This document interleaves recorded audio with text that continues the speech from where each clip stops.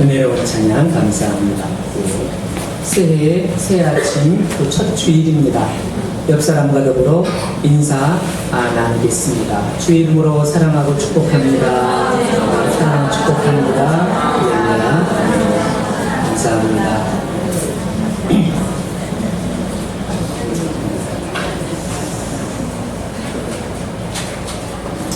오늘은 새해 첫 주일 아침입니다.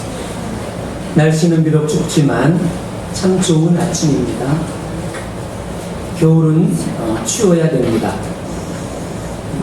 지난주 성탄주일 아침에는 차량에 있는 온도계는 영하 4도였습니다. 오늘은 0도였습니다. 아이들을 태우고 갈 때는 2도로 올라있더라고요. 오늘도 날씨는 참 추웠습니다.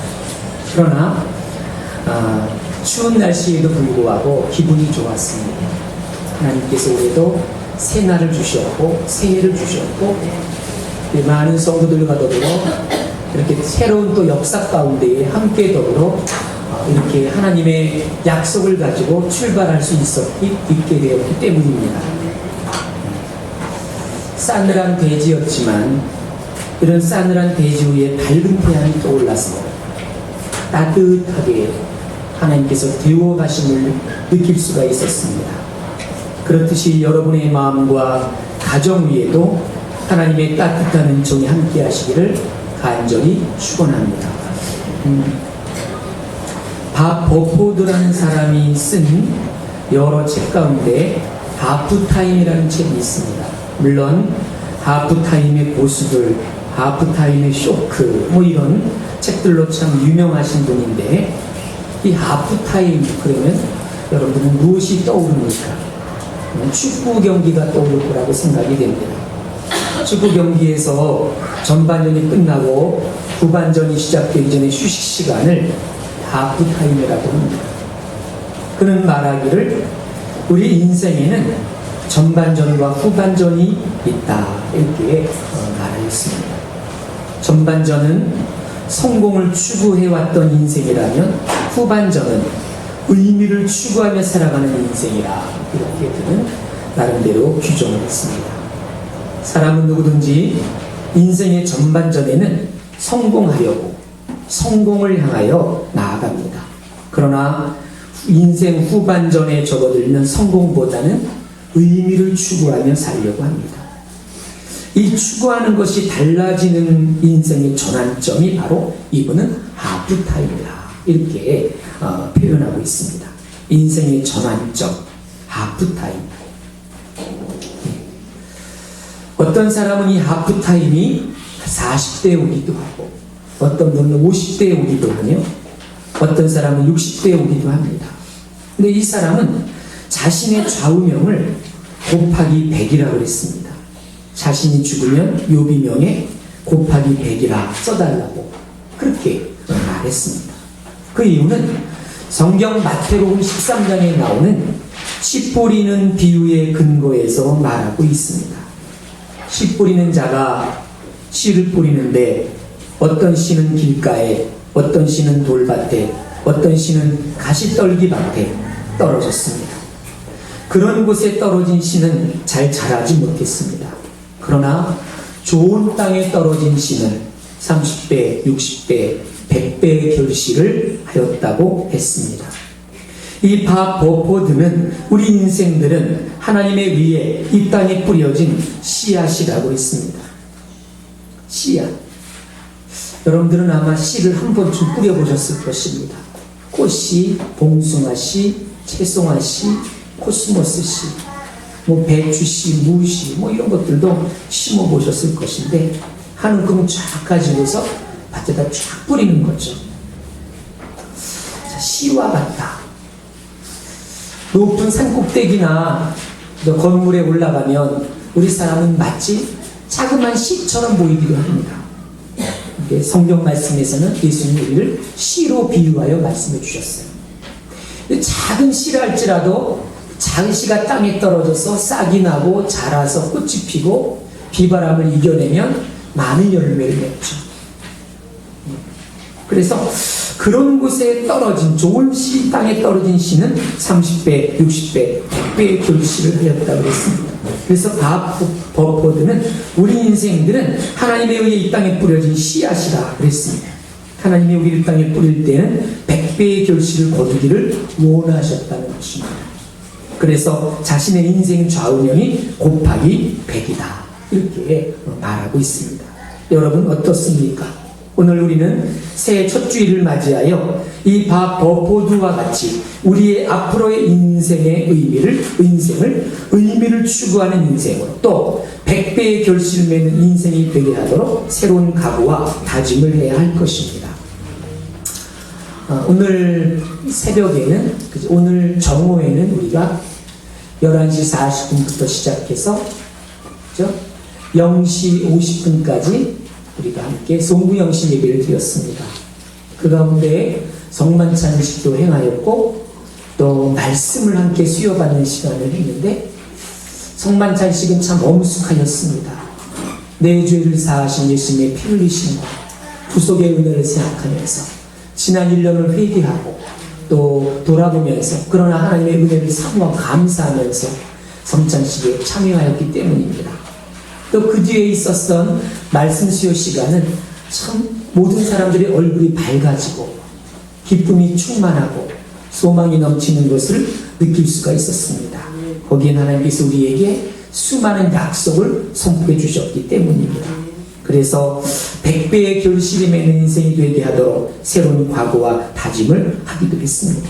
오늘 본문에서는 누구든지 그리스도 안에 있으면 새로운 피조물이라고 하였습니다. 또 이전 것은 지나갔으니 보라 새 것이 되었도다 하였습니다. 누구든지 예수 그리스도 안으로 들어오면 새로워집니다. 예수께서 말씀하시기를 주 예수를 믿으라 그리하면 너 안의 집이 구원을 얻으리라. 내가 곧 길이요 진리요 생명이라 말씀해 주셨습니다. 그렇습니다. 누구든지 그리스도 안에 있으면 새로운 피조물입니다. 정신도 마음도 몸도 영혼도 생활도 모두 새로워집니다. 이렇게 새로워진 우리가 새해는 더욱더 새로워지도록 힘써야 할 것입니다. 그러면 무엇이 새로워져야 할까요? 오늘 말씀의 제목은 새 사람, 새 생활입니다. 무엇이 새로워져야 될까요? 첫째로 저는 우리 마음이 새로워져야 된다고 믿습니다. 성경은 우리의 마음 혹은 심령이 새롭게 되어야 한다고 말합니다. 로마서 12장 2절 말씀입니다. 너희는 이 세대를 본받지 말고 오직 마음을 새롭게 함으로 변화를 받아 하나님의 선하시고 기뻐하시고 온전하신 뜻이 무엇인지 분별하도록 하라. 이렇게 말씀하셨습니다. 에베소서 4장 23절 23절에서는 이렇게 말씀하셨습니다. 오직 너희의 심령이 새롭게 되어 하나님을 따라 의와 진리의 거룩함으로 지으심을 받은 새 사람을 입으라. 우리의 마음이 허탄한 육신의 정욕과 안목의 정욕과 이생의 자랑을 추구하지 않아야 합니다. 마음이 새로워져야 생각이 새로워집니다. 생각이 새로워져야 또 시각이 새로워지기 때문입니다. 프랑스 아시죠? 이 프랑스의 어머니들, 각 나라마다 지금 어머니들은 다 공통적으로 사랑이 따뜻하고 관심이 다 비슷한 것 같습니다. 이 프랑스의 어머니들은 자녀들의 공부반에 꼭 성경에 나와 있는 것을 그림으로 그린 성화를 걸어준다고 합니다. 그 성화를 바라보게 되면 성스럽고 경건한 마음을 갖게 되기 때문입니다. 또 위인들의 사진을 걸어주기도 합니다. 저는 올해 달력을 나눠주면서 특히 우리 주일학교 아이들에게 특히 부모들이 교회에 안 나오는 자녀들에게는 내가 꼭 너 이거 꼭 네 방에 걸어놔 아니면 부모님께 허락받고 거실에 꼭 걸어놓으렴 이렇게 늘 말하곤 합니다. 그 또한 저도 아이들의 마음에 그 달력 성화가 그려져 있는 성스러운 말씀이 있는 것을 보면서 행여 그 말씀으로 인도받기를 원하여 그렇게 제가 권하였습니다. 그런데 탈선하는 아이들의 방에는 어딘가 문제가 있습니다. 공부방에 올린 사진들과 꽂혀있는 책들을 살펴볼 필요가 있습니다. 물론 연예인들의 사진이나 이런 거는 우리가 누구나 다 흔히 할 수 있는 일이지만 그러나 그것을 넘어서서 그죠? 외설적이고 야한 사진과 그림들이 있고 음란 기사로 가득 찬 자취책들이 꽂혀 있고 건전치 못한 택배 음반과 비디오 테이프가 걸려 있다면 그런 곳에서 어떤 생각과 마음으로 있을까를 알 수 있습니다.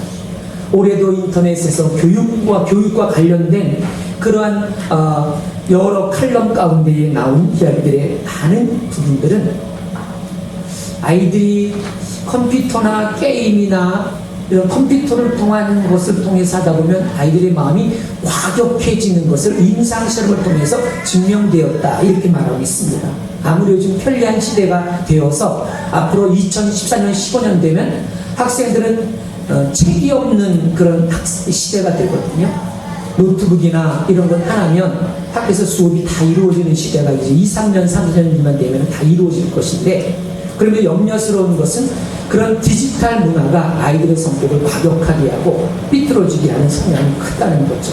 그래서 우리가 풀어야 될 문제인데 그러나 더 중요한 것은 이렇게 아이들의 방에 성스러운 성화나 이런 거 걸려 있어도 참 흐트러지기 쉬운데 하물며 이렇게 퇴폐 음반, 비디오 테이프나 야한 이런 것들이 꽂혀 있다면 어떤 생각과 마음을 가지고 있을까요?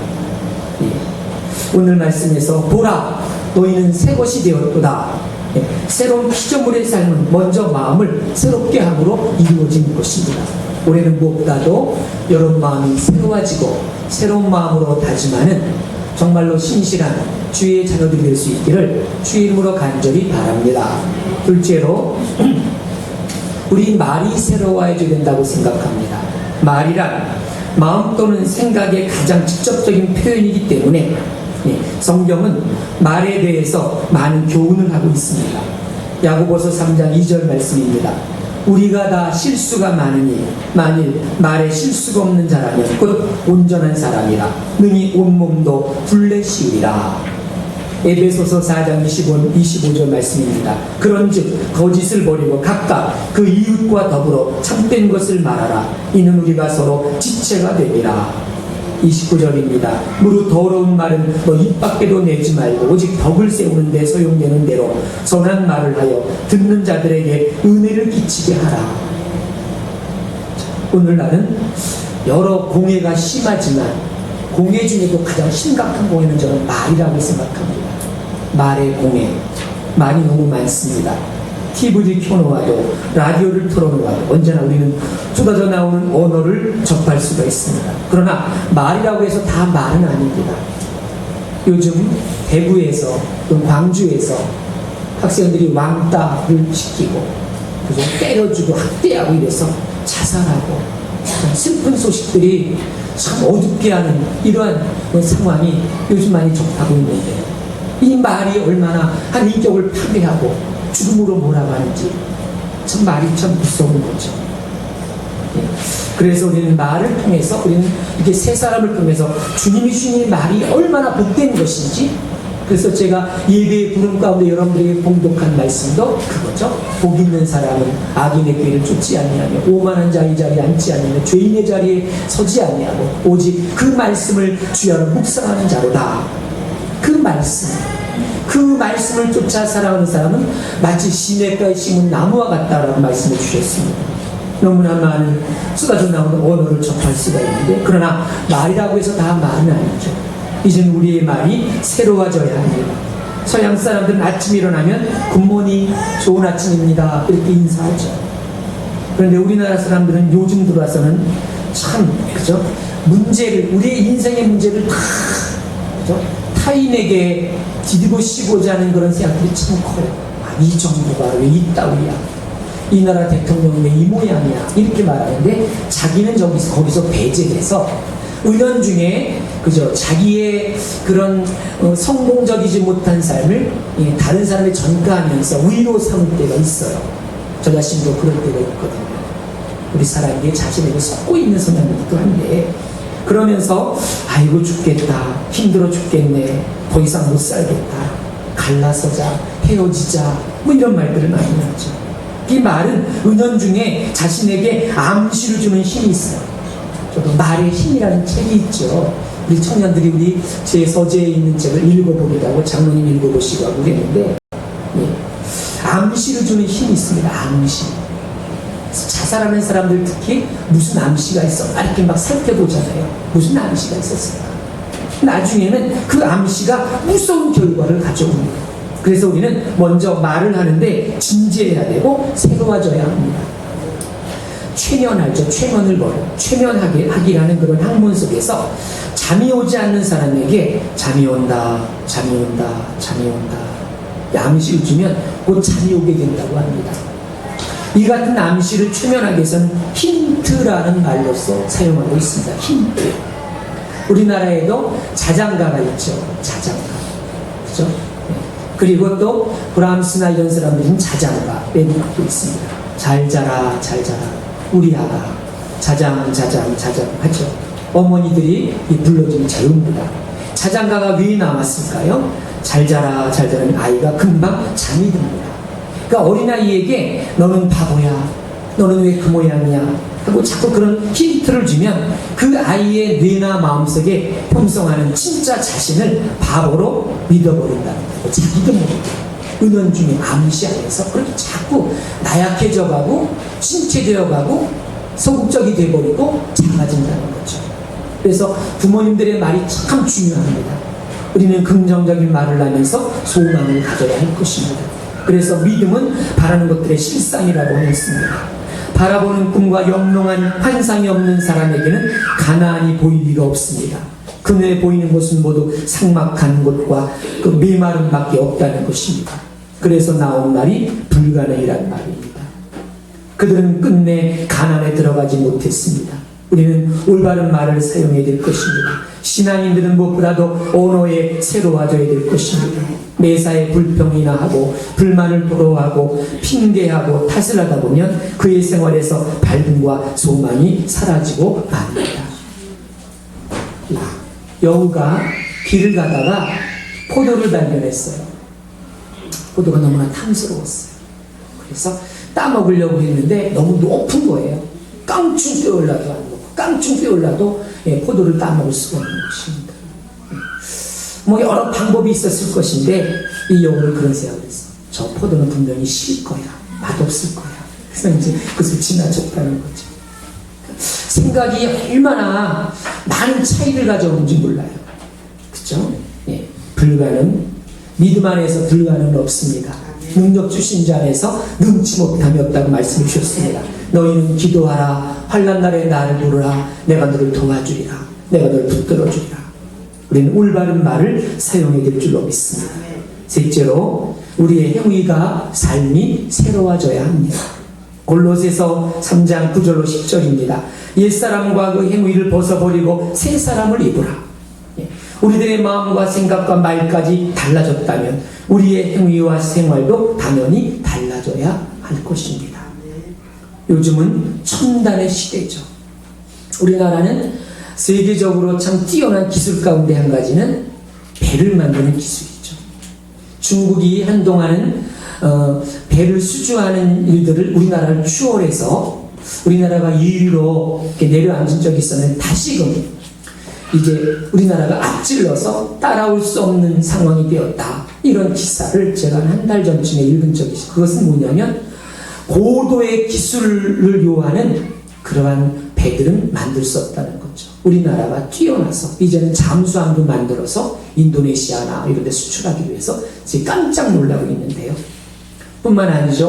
우리나라가 잘하는 기술들이 참 많은데 이런 첨단의 시대, 여러분들 쇠나 이런 큰 쇠나 이런 것들은 우리는 뭐 이렇게 뭐 금강석이나 이런 걸 자르지 않죠. 물로 자르죠.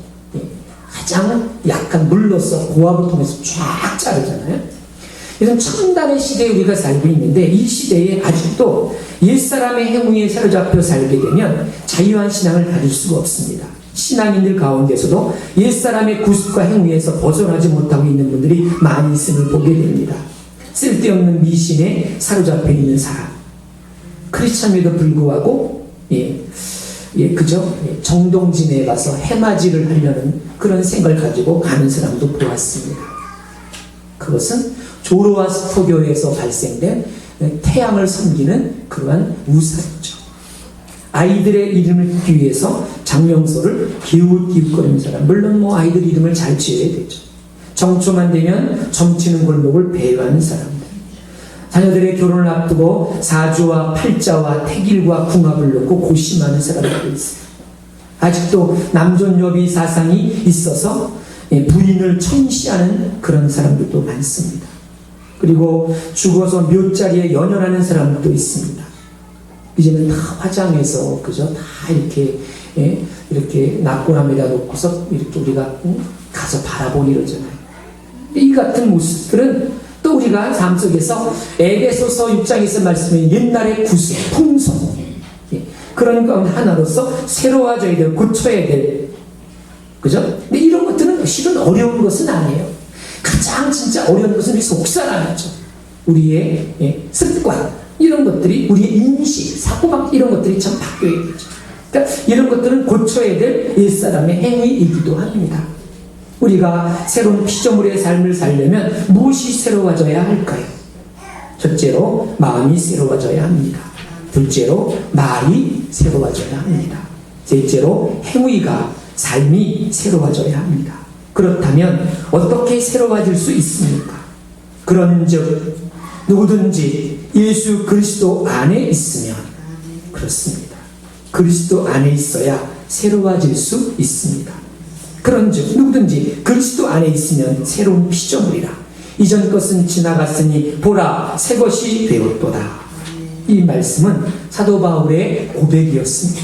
바울은 전통적인 유대인의 삶을 살았습니다. 전혀 새롭지 않은 삶이었습니다. 그 속에서 그는 허무한 인생을 경험했습니다. 그러나 다메섹이라는 길에서 그리스도를 만남으로 갑자기 허무한 인생을 초월하고 긍정적인 인생이 되고 말았습니다.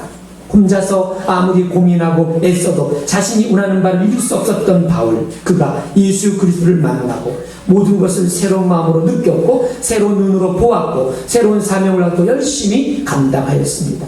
그의 옛 생활은 지나가고 모든 것이 새롭게 되었습니다. 이것은 우리의 중심에 주님을 모셔야만 가능한 것입니다. 주 예수 그리스도에 대한 믿음과 구원의 확신, 이것이 예수 그리스도를 중심 가운데 모신 사람의 삶의 모습인 것입니다. 이 CTS에 나온 모습을 내가 2차례 보았고, 또 국민일보 칼럼에 나온 기사 이야기인데요, 우리들 교회라는 교회 여자 목사님 김양재 목사님 이야기입니다. 이분은 뿌리 깊은 유교 집안에 시집 온 어머니의 신앙의 영향을 받아서 어려서부터 교회에 다녔습니다. 중학교 3학년 때 아버지의 사업의 부도로 집안이 몹시 어려워졌습니다. 예술고등학교에 진학해서 피아노를 전공했는데 아르바이트를 하면서 친구들과 경쟁하여 결국 서울대 음대에 들어갔습니다. 대학에 가서는 학비뿐 아니라 생활비까지 보태야 하는 형편이 되다 보니 돈에 얽매여 살게 되었습니다. 교회 반주자로 섬기면서도 봉사보다는 사례비를 받는 날짜를 헤아리며 살았고, 장학금을 타기 위해 수업에 꼬박꼬박 들어가는 것이 사치스럽게 느껴졌으며 절제하는 것이 미덕이 아니고 불력으로 느껴졌다고 말했습니다. 가난에서 벗어나기 위해 부자 신랑을 만났을 때 망설이지 않고 결혼했습니다. 그런데 부잣집에 시집가서 오히려 굴욕과 고통스러운 생활을 하게 되었습니다. 하루 종일 갇혀서 지내야 하는 고된 시집살이로 마음의 병과 육신의 병을 앓았습니다. 결혼생활 5년 만에 이혼을 하고 가출하여 기도원에 갔다가 거기서 예수님을 인격적으로 만났습니다. 그리고 삶이 변화되었습니다.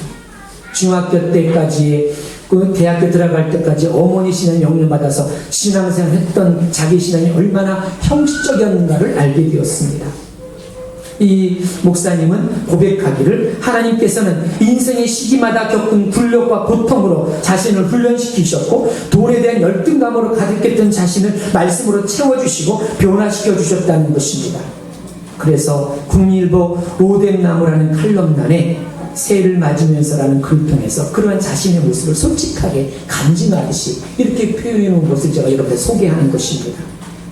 자, 깊은 말씀의 묵상에서 나오는 새해의 각오를 한번 적어보시기 바랍니다. 우리에게 2012년이라는 새로운 새로운 시간이 시작되었습니다. 하나님은 알파와 오메가, 처음과 나중 되십니다. 하나님이 왜 1년이라는 기간을 주셨을까요? 1년, 1년, 1년. 1년은 시작과 끝이 있죠. 그렇죠? 하나님은 시작과 끝이라는 것을 우리에게 알려주지 하십니다. 그리고 또 하나님 우리에게 새로운 기회를 주십니다. 1년이라는 시간 속에서 얼마나 감사합니까? 옛날 것은 옛 것은 다 잊어버리고 그리스도 안에 있으면 너희는 새로운 피조물이라 우리에게 용서해 주시고 뿐만 아니라 위를 인도해 주실 것을 약속해 주시고 그리고 예수님 안에 있으면 새로운 피조물이며 하나님의 축복 속에 있다는 것을 이렇게 말씀하고 계신 것입니다. 하나님은 꾸준히 흐르는 시간을 그냥 계속해서 흐르도록 놓아주지 않습니다. 예수를 믿으면 유한한 시간 속에 1년이란 처음과 시작 속에 머물러 있는 우리가 아니라 영원한 존재로 살아주십니다. 그래서 그것을 영생이라고 말합니다. 1년을 사등분해서 추나 추동으로 구분해 놓으셨고 365일을 일주일로 돌고 나서는 새로 다시 시작하도록 만들어 놓으셨습니다. 이렇게 시작과 끝을 만들어 놓으심으로써 우리가 늘 새롭게 각오하고 새롭게 다짐하고 새 마음으로 출발할 수 있도록 그렇게 우리를 구분해 놓으셨어요. 얼마나 다양한 일인지 참 그래요. 하나님 얼마나 감사한지 참 그래요. 그래서 우리는 오늘 새로 새해의 첫 주일을 맞이해서 새롭게 각오도 하고 또 새롭게 다짐도 하여야 할 것입니다. 새 시대는 새 사람을 요구하고 있습니다. 우리 교회도 이제 10년의 세월을 보내는 10년의 역사를 가진 교회가 되었습니다. 우리 교회도 이제 역사와 전통을 자랑하는 교회가 되었습니다. 그래서 소무영신 예배 때는 제가 우리 교회에 대한 여러 목회 비전을 선포했습니다. 그 중에도 우리 주보에 나와 있는 새해에는 사람을 세우고 사람을 살리고 사람을 세우는 것이 우리 표현입니다. 사람을 살린다. 그리고 사람을 세운다. 그렇습니다. 새 시대는 새 사람을 요구하고 새로운 영혼과 새 마음을 필요로 합니다. 그런즉 누구든지 그리스도 예수 안에 있으면 새로운 피조물이라 이전 것은 지나갔으니 보라 새 것이 되었도다. 새해에는 그리스도 안에서 그리스도를 중심으로 하는 삶을 살아가시기를 바랍니다. 여러분은 올해 첫 예배에 나오시는 여러분들은 첫 단추를 잘 꿰매신 분들입니다. 첫 단추를 잘 꿰매야 옷매무시가 아름답고 그죠? 그 하루가 즐겁습니다. 첫 단추를 잘 꿰맸으므로 앞으로 마지막 단추를 채우기까지 주님께서 도와주실 것입니다. 바른 길을 내주실 것입니다. 그 방향을 알려주실 것입니다. 그래서 마음이 새로워지고 말이 새로워지고 삶이 새로워지는 삶을 사십시다. 우리의 삶이 새로워지고 생활이 바뀌고 신앙의 질이 달라지는 것이 오늘 새 아침에 우리에게 말씀하시는 하나님의 뜻이요 섭리요 은혜인 줄로 믿습니다. 새해 새 삶을 살기를 다짐하는 여러분의 삶 속에 하나님의 축복이 영원토록 함께하기를 주의 이름으로 간절히 축원합니다. 주님. 사랑의 하나님 감사합니다. 오늘도 새해 첫 아침에 첫 주일을 주 앞에 영광 돌릴 수 있도록 이렇게 우리를 권면해 주시고 우리의 마음을 모아주시고 첫 단추를 여미어 이 인생을 아버지 여미듯이 이렇게 우리를 주의 날개 아래 붙들어 주시오니 감사합니다.